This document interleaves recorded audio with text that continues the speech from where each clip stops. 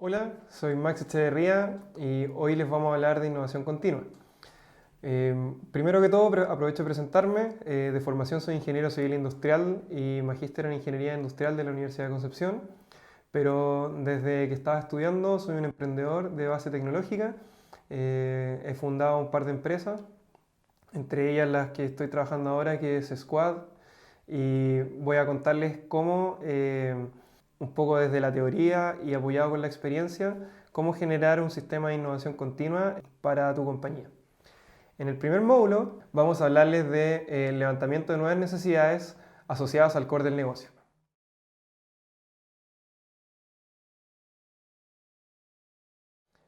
Partamos con primero definir qué es innovación continua y cómo vamos a ocuparla. Primero que todo, eh, vamos a entender cómo la innovación continua se puede llevar a cabo construyendo un sistema que permita mantener un constante flujo de innovación dentro de la organización. Primero es necesario que tengamos claro que la única constante es que todo está cambiando y que tenemos que aprovechar el cambio y no dejar que éste se aproveche de nosotros.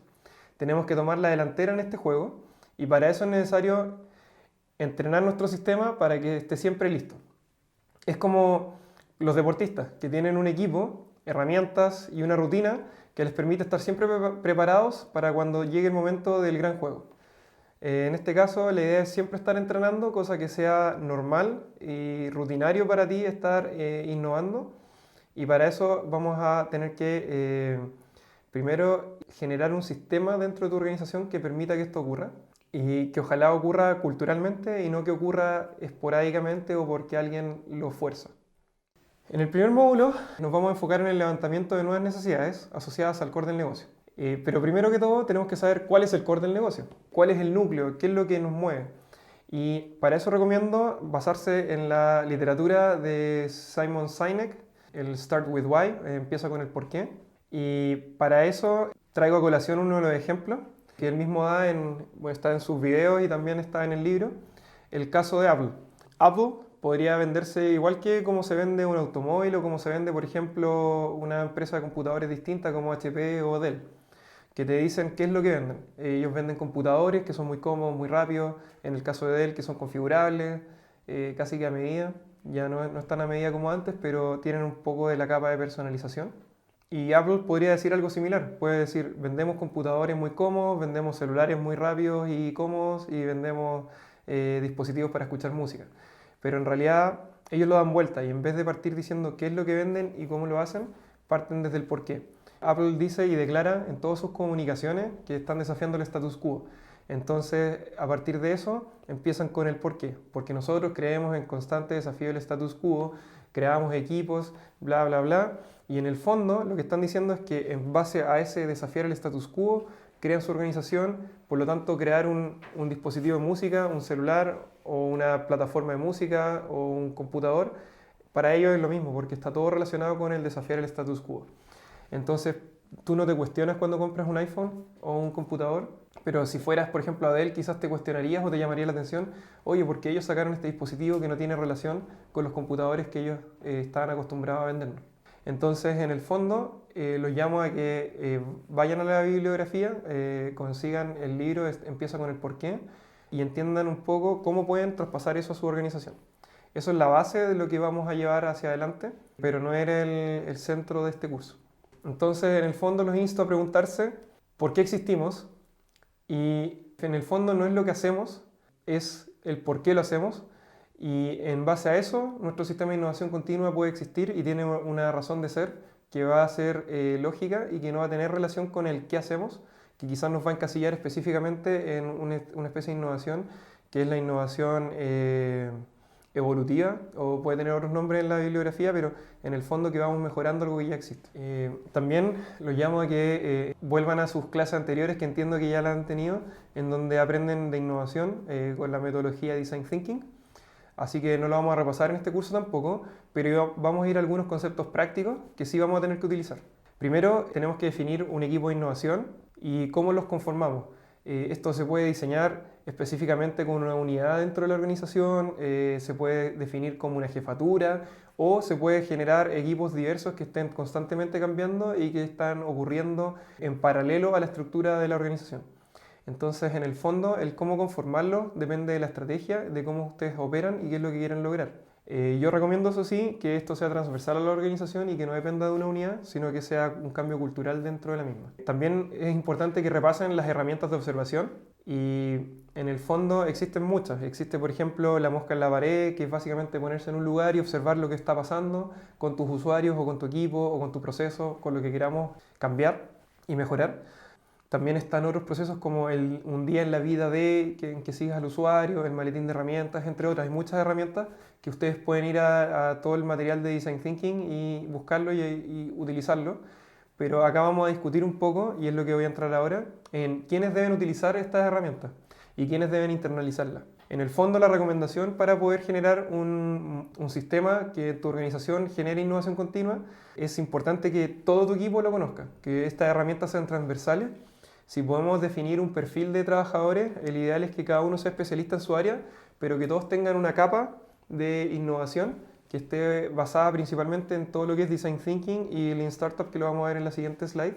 En el fondo estamos buscando profesionales que tengan como una formación tipo T, en el cual tenemos un espectro amplio de innovación y una especialización en la que tienen un conocimiento profundo. En el fondo, los insto a que estas herramientas de Design Thinking y Lean Startup no solamente las tengan sus equipos de innovación o sus líderes, sino que las compartan con toda la organización. ¿Cómo gestionar el proceso? Bueno, esto también tiene que ver con la estrategia que definamos y en el fondo hay varias formas y las vamos a discutir más adelante, eso también lo vamos a ver, pero creo que es bueno poner la pregunta ahora, en esta parte del curso, para que ustedes se la empiecen a cuestionar desde ya. Y un ejemplo de cómo gestionar, para que tengan una idea, puede ser, por ejemplo, definir concursos en los cuales se levanta un desafío y llamas a toda la gente a generar soluciones. O lo otro que puede hacer, que es un poco lo que más me gusta a mí, que es un poco la filosofía que tiene Google, que es pregúntale a los ingenieros. Ellos tienen muchos ingenieros, entonces se refieren de esa forma, pero en el caso de tu organización puede referirse a otro tipo de profesional.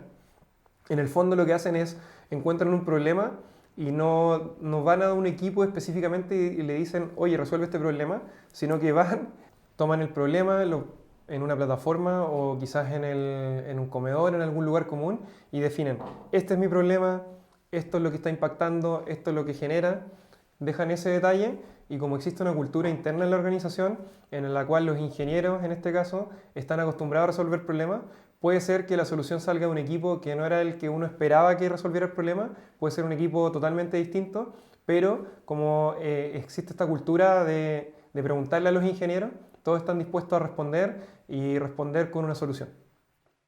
El uso del Lean Startup también va a ser relevante en este curso y entiendo que también conocen el proceso, pero en el fondo lo que necesitamos es su lógica, que es mide todo, aprende y mejora. El ciclo de Lean Startup es básicamente construir, medir y aprender, y es la base de cualquier sistema Lean de mejora continua, un ciclo que aprende y mejora. Entonces es importante que, también basado en esa metodología, definan sus métricas del éxito antes de medir. Medir después no va a generar el impacto que queremos porque probablemente ustedes se puedan conformar con lo que observen, entonces es importante ponerse una meta primero y luego tratar de alcanzarla. Lo otro es que aprovechen parte de la lógica que es testea rápido y barato. En el fondo, la lógica acá es que los proyectos de innovación no tienen por qué ser grandes proyectos de innovación que requieran inversiones de tiempo y dinero muy grandes.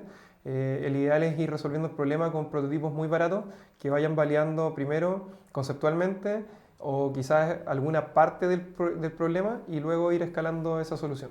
Y lo otro, deja que los datos guíen y sustenten tus decisiones. En el fondo, sigan la lógica Data Driven Decision Making, que es básicamente tomen los datos y que los datos les digan hacia dónde ir.